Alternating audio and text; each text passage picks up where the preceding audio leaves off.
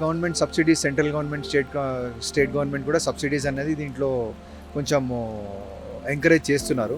Central నుంచి PMMSY అని ప్రధానమంత్రి మత్స్య సంవత్సర యోజన అని ఒక స్కీమ్ ఉంది.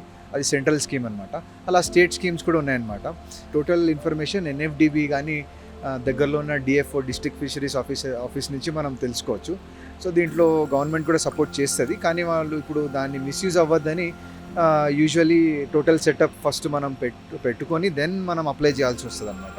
సో ఎవరైతే చేయాలనుకుంటున్నారో వాళ్ళు ఫస్ట్ ఫామ్ ఎస్టాబ్లిష్ పెట్టుకొని వాళ్ళ బ్యాక్గ్రౌండ్ ఏంటి అన్నీ వాళ్ళు తీసుకుంటారు అనమాట. మీ బ్యాక్గ్రౌండ్ ఏంటి, మీకు దీని గురించి నాలెడ్జ్ ఎంత ఉందన్నది వాళ్ళు ఒక ఇంటర్వ్యూలా తీసుకుంటారు. సో దాంట్లో వాళ్ళు మీరు సీరియస్గా చేయబోతున్నారా, మీకు నాలెడ్జ్ ఎంత ఉంది, మీకు ఫండ్ చేసిన తర్వాత మీరు చేసే కేపబిలిటీ మీ దగ్గర ఉంటుందా లేదా అనేది వాళ్ళు కొంచెం ఎవాల్యుయేట్ చేసుకొని వాళ్ళు డెఫినెట్లీ మనము ఈ ఈ ఫీల్డ్లో మనకు నాలెడ్జ్ కానీ కొంచెం ఏదైనా ఎక్స్పీరియన్స్ కానీ మనకు నాలెడ్జ్ కానీ ఉంటే వాళ్ళు డెఫినెట్లీ సపోర్ట్ చేస్తారు.